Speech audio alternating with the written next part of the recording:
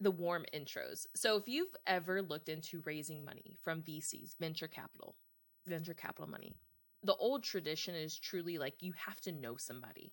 You have to get an introduction to somebody that is at a VC firm. You can't just like cold email them and they're going to fund you.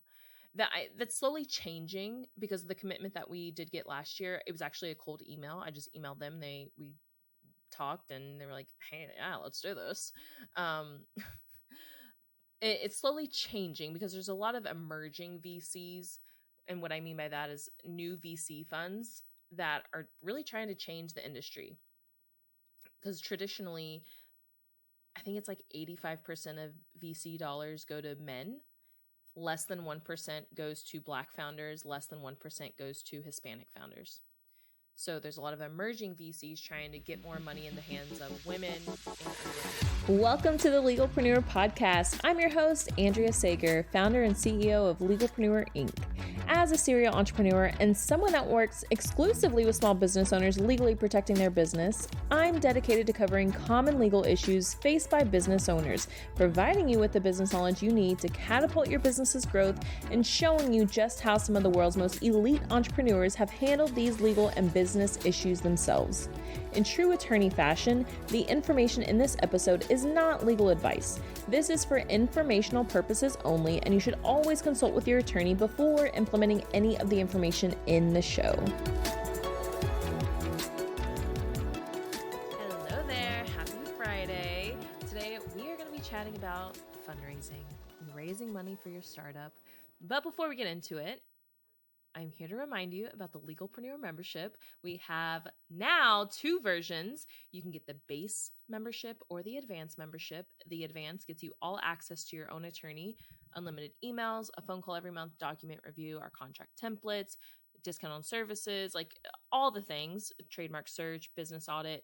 And then the base membership is legitimately everything minus the phone call and emails every month. You do get the Q&A with me every month. So we basically in the Q&A, I dive deep into a specific topic and then do Q&A.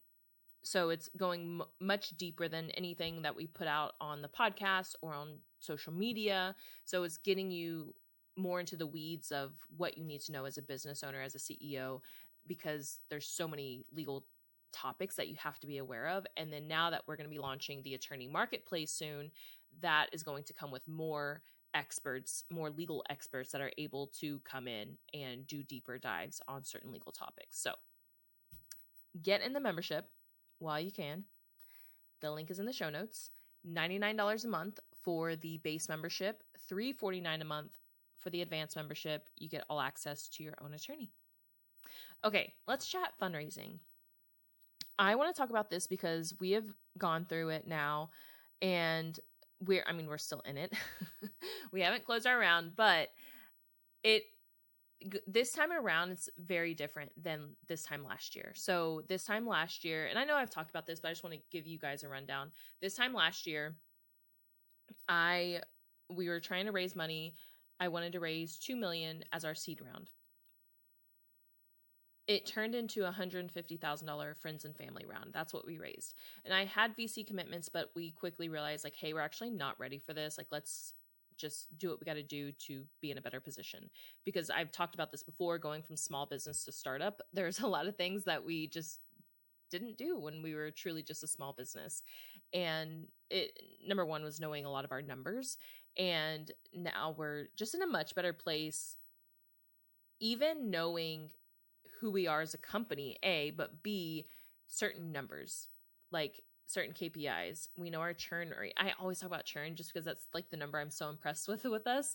Because when last year, when I did this, I remember pitching and the guy was like, what's your churn rate? And I was like, 80%. And he was like, no, thank you. But now over the past 3 months, it's been less than 1%. Over the last 6 months, it's been less than 3%. So or over the last 6 months, less than 3%. Yeah.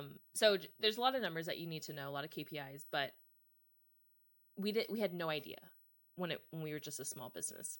And what I want to talk about is really the warm intros. So if you've ever looked into raising money from VCs, venture capital venture capital money. The old tradition is truly like you have to know somebody. You have to get an introduction to somebody that is at a VC firm. You can't just like cold email them and they're going to fund you. That's slowly changing because of the commitment that we did get last year. It was actually a cold email. I just emailed them. We talked and they were like, "Hey, yeah, let's do this." Um, it's slowly changing because there's a lot of emerging VCs, and what I mean by that is new VC funds that are really trying to change the industry. Because traditionally, I think it's like 85% of VC dollars go to men, less than 1% goes to Black founders, less than 1% goes to Hispanic founders. So there's a lot of emerging VCs trying to get more money in the hands of women and underrepresented minorities. Last year when I was fundraising, I was hustling. Oh my gosh. Like I literally sent out, I think it was 150 pitches before I started getting some traction. And it was a lot. That was a lot of, it was like a full-time job in and of itself. Meanwhile, like I also had a million other full-time jobs trying to juggle all the things. And I went to, and I kept hearing people say like, "Oh, you should get more warm intros." And I'm like, I don't know anybody. Like, what the hell am I supposed to do? Like, I don't know anybody. But I, I got it. So last year I went to this pitch competition. Actually, I saw it on Twitter somewhere, and it was Latinx in Tech here in Texas. It was in San Antonio, and they had a pitch competition. And I remember I applied, and I was just like, whatever. A week before, they're like, "Hey, congrats, you've been selected to pitch." And I'm like, holy shit, oh my God, like what the hell do I do? Like I've never pitched in my entire life. Like I was like excited, but also like, oh my God, I have no idea what I'm gonna do. So I just wing it. I don't even practice. I was just like, whatever. And it was awful, like awful. However, that one event has literally led to everything that's going on with us now. And that one event, just like me going to that one event, it has now spiraled into so many other opportunities. And I'm telling you this because if you're thinking about this, you have to go to these events. Guaranteed, if you're near a big metropolitan area, if you're near some kind of city, there's a startup community and they have these events. Go to them. Even if they don't have a pitch competition, if you're like, I don't want to pitch, like just go and start meeting people. Like that is all you have to do. Because let me tell you, over the past couple of months, okay, so we're in this NetSuite accelerator now, and I met the NetSuite people in San Antonio. I am in the, so we're in this accelerator, which the accelerator is helping our business in so many ways, but they're also introducing us to VCs. Like they are introducing you to the VCs. That's the warm intro that you need. And just the fact that we're in this accelerator, VCs are like, oh, great. Like they're getting help. They're not doing this. Like people are helping them that know what they're doing. And like just getting plugged into so many other resources has been incredible. So there in Texas, there's this kind of it's an accelerator and they're a fund called Capital Factory. Well, they do a lot for the startup community. And I initially turned them down. they wanted me to join the accelerator, and initially I turned them down, but I think we are going to go with them because I've been hanging out with he's the principal of the fund at Capital Factory. He's good friends with the guy that runs the accelerator, the NetSuite accelerator. And so I got invited to this poker night. Like I'm just telling you guys, like all this shit just spirals. And so this guy, Nick, he's like, "So are you still fundraising?" He's like giving me shit because I actually turned them down. I don't think people ever turn them down. And I was just like, anyways, that's a whole nother episode. But basically, you have to start attending these events. If you are ever interested in creating a startup, getting VC dollars, whatever it is, you have to get plugged in. And going to that one event in San Antonio has now got me in the accelerator. We got invited to the deal day, and now they actually just told us yesterday there's going to be another deal day, so introduced to more investors. And I think we're about to close some investors, so it's just like all spiraling. And I get that. So that poker night, you guys, oh my gosh, I don't know if you followed it on Instagram, but it was the most insane thing. Literally like 50 investors in this one room.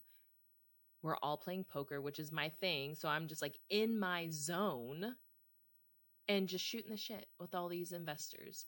And it was basically like one of the greatest nights. And then we all went out afterwards, and South by Southwest. Oh my gosh. Like I almost didn't go. I had a couple of other events that I was supposed to go to. I was supposed to speak at an event, and then I was supposed to go to New York.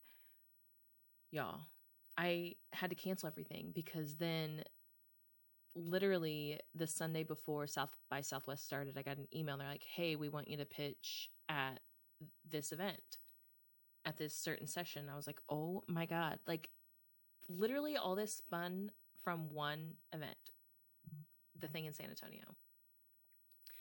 So if you are ever interested, you have to go to these startup events. Some of them may end up being a waste of time, but some of them will just bring an incredible ROI. And just meeting people, of course, it's like I've talked about in this podcast so many times before, you are in the business of relationships. And so you have to create new relationships. So really exciting what we have going on. I think we are about to finally raise our $2 to $2.5 million, which is super, super exciting because y'all are going to see some even bigger changes, quicker changes. Like we're just about to be on a freaking rocket ship, which is super exciting. And I'm so glad that you all have been here the whole time and just listening along and chiming in. So I hope y'all continue to stay along for the ride.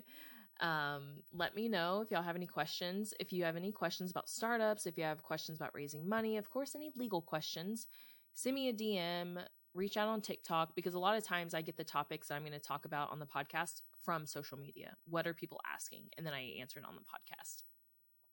All right. So much exciting stuff going on. All right. We will see y'all next time. Here at Legalpreneur, we're committed to providing a supportive legal community for all business owners. I know how scary the legal stuff can be.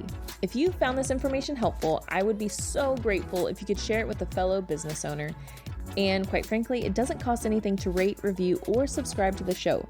Your support helps me reach more listeners, which allows me to support more business owners in their entrepreneurial journey. Have any questions or comments about the show? Feel free to drop me a line on Instagram. I promise I read all of the messages and comments. And if you want to be a guest on the show or know someone that would make a great guest, simply fill out our application form and a team member will reach out if we think it's a good fit. I'll see you in the next episode.